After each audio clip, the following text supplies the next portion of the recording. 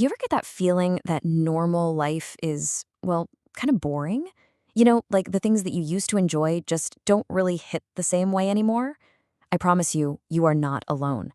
And the reason why is pretty fascinating. It's all happening inside your brain. So let's dive into it. Okay, let me ask you something, and be honest with yourself. When was the last time you were actually truly bored?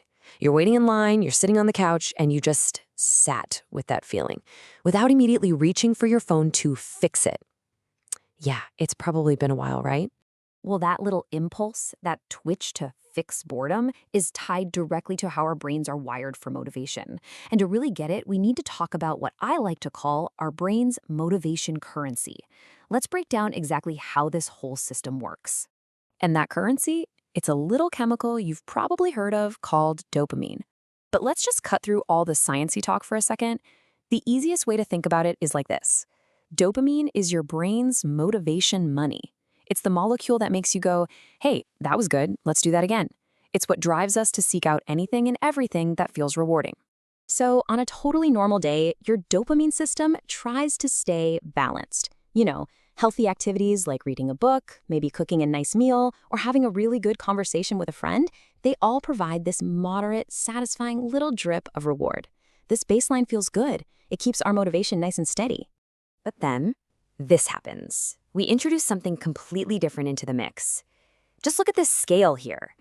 High stimulus activities like scrolling endlessly through social media don't just give you a little reward. Oh no, they create this massive, totally unnatural dopamine spike that completely dwarfs the satisfaction we get from anything in normal life.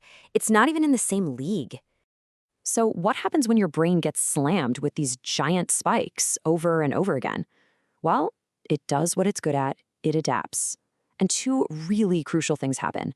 First, your whole baseline level of dopamine drops, which means you just feel less motivated in general.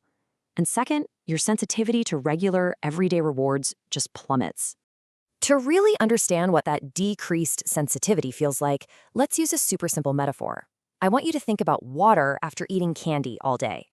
This illustrates the problem perfectly, doesn't it? The all-day candy is that high dopamine scroll session. And the plain water? Well, that's the walk you were going to take outside, the book you wanted to read, that chat with a friend. After you've spent all day binging on sugar, that plain water tastes like nothing. It's bland, it's boring, and it's totally unappealing. And this, right here, is the whole point. The problem isn't the water. The walk isn't suddenly less beautiful. The book isn't actually less interesting.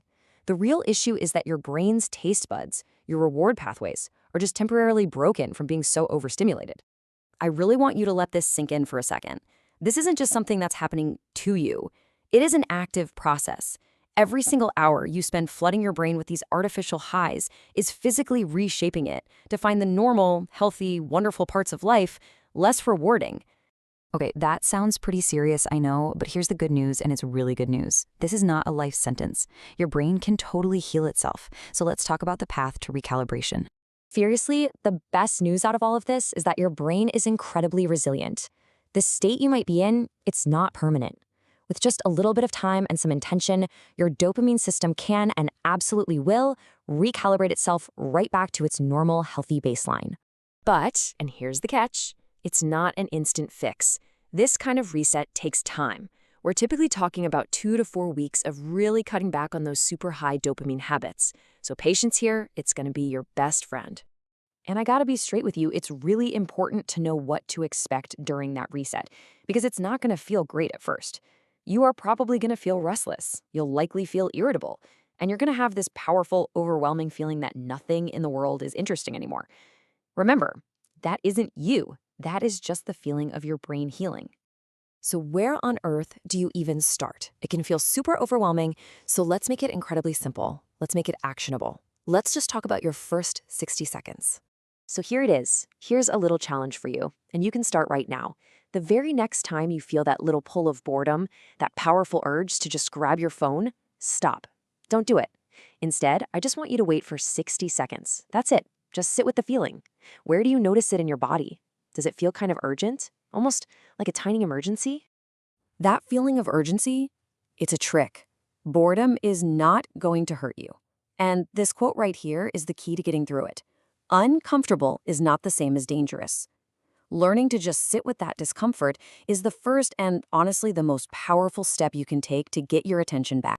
And that leaves us with one final and I think really powerful question. These devices, these apps, they are designed from the ground up to fill every single empty moment of our lives. They leave zero room for silence or for thought or for true, honest to goodness boredom. So I'll leave you with this. What amazing ideas or thoughts or creativity might you find when you finally stop filling the silence?